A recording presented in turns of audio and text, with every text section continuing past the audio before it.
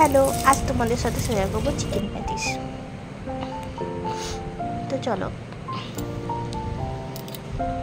প্রথমে দেখো আমি ময়দাটাকে একটু চেলে নিলাম, তারপর এখানে নুন, তেল আর চিনি দিয়ে ময়ম দিয়ে তারপরে এটা ভালো করে মাখিয়ে একটু শক্ত ডো বানাতে হবে। তারপর এটা আধ ঘন্টার জন্য রেস্টে রেখে দেবো। এখানে আমি চিকেনটাকে ম্যারিনেট করে নিচ্ছি, একটু দই দিয়েছিলাম আর গোলমরিচের গুঁড়ো দিয়ে আধ ঘন্টার জন্য ওটাও রেখে দেবো। তারপর এখানে দেখো মাংসটার জন্য আমি পেঁয়াজটা ভেজে নিয়েছি আর এখানে নুন দিয়ে মাংসটা দিয়ে দিয়েছি। তার মধ্যে আদা রসুনটাও দিয়েছিলাম, গ্রেট করে রাখা ছিল। আর তার মধ্যে মশলা দিয়েছি নুন, লঙ্কা, হলুদ গুঁড়ো আর একটু মিট মশলা দিয়েছি আর চিকেন কারি মশলা দিয়েছিলাম। তারপর জল দিয়ে এটা ফোটাতে দিলাম।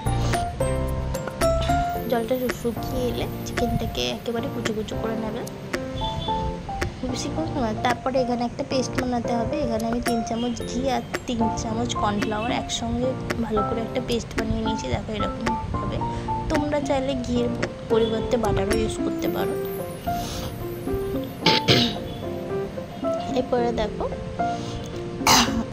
যে আটাটা মাখিয়ে রেখেছিলাম এইগুলো ছোটো ছোটো নিচে কেটে নেব রুটি করার মতো। তারপর আমি একটা একটা করে সব রুটিগুলো বেলে নিচ্ছি।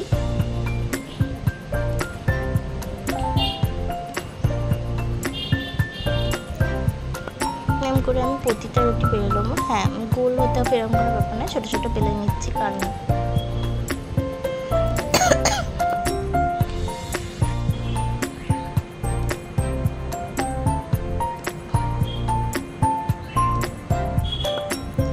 দেখো আমি সবগুলো বেলে নিয়েছি। তারপর আস্তে আস্তে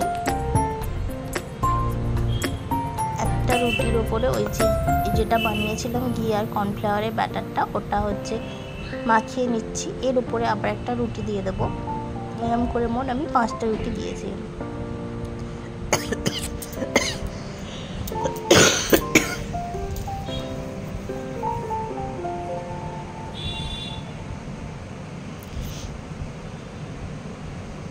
তো প্রতিটা লেয়ারের উপরে আমি আবার করে ঘি আর কর্নফ্লাওয়ারটা পেস্টটা ভালো করে বুলিয়ে দিচ্ছি।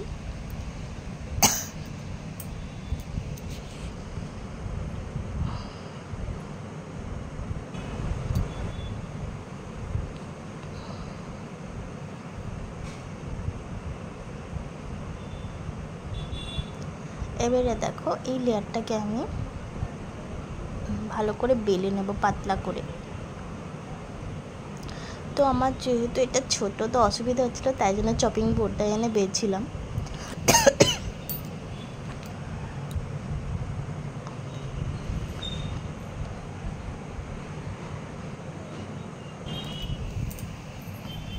এর মধ্যেও আমি এই লেয়ারটা লাগিয়ে ঘি কর্নফ্লাওয়ারের পেস্ট এটা লাগিয়ে দিচ্ছি।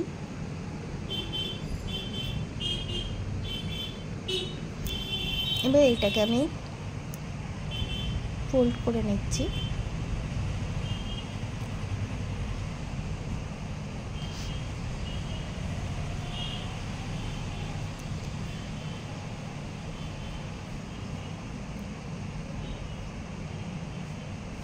এরপর দেখো আস্তে আস্তে এগুলো কেটে নেবো ছুরি দিয়ে।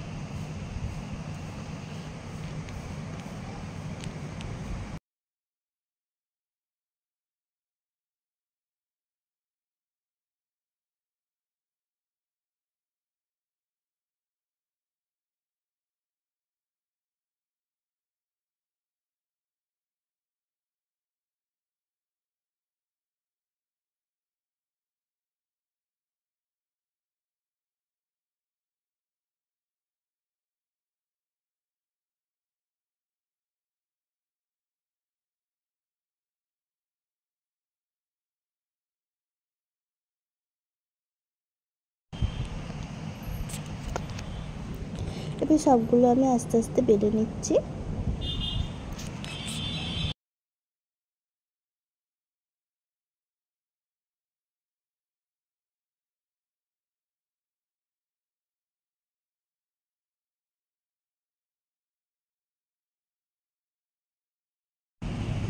দেখো সবগুলো আমার বেলা হয়ে গেছে। এইবারে হচ্ছে আমি আমার 6টা হয়েছিল, 6টা চিকেন প্যাটিস হয়েছিল।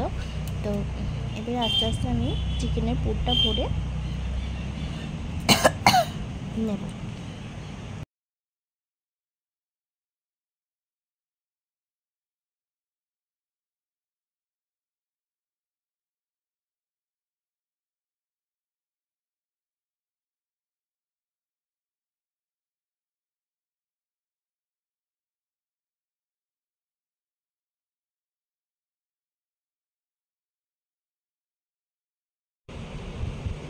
দেখো সবগুলো আমার পুরো রেডি হয়ে গেছে। চলো এবারে এগুলো আস্তে আস্তে ভেজে নিই। তো প্রথমে আমি কড়াতে তেল দিয়ে দিয়েছি, আর গ্যাসের ফ্লেম লো রাখতে হবে, হাই করে দিলে পুড়ে যাবে। কারণ আমার হচ্ছে প্রথমে দুটো পুড়ে গেছিলো, আমি একটুখানি গ্যাসের ফ্লেম বাড়িয়ে দিয়েছিলাম তার জন্যে। তো অনেকক্ষণ ধরেই ভাজতে হবে, লো রেখে আস্তে আস্তে ভাজতে হবে।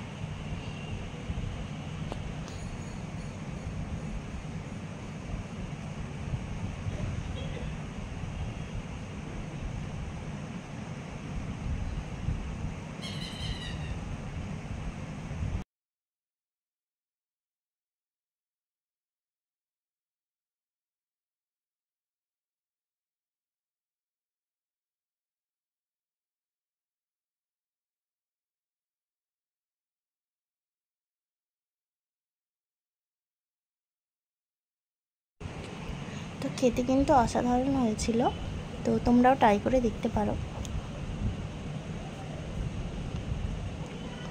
তো আজকের মতো ভিডিওটা এতটাই। যদি আমার ভিডিও ভালো লাগে প্লিজ চ্যানেলটাকে সাবস্ক্রাইব করো। আর টাটা, ভালো থেকো।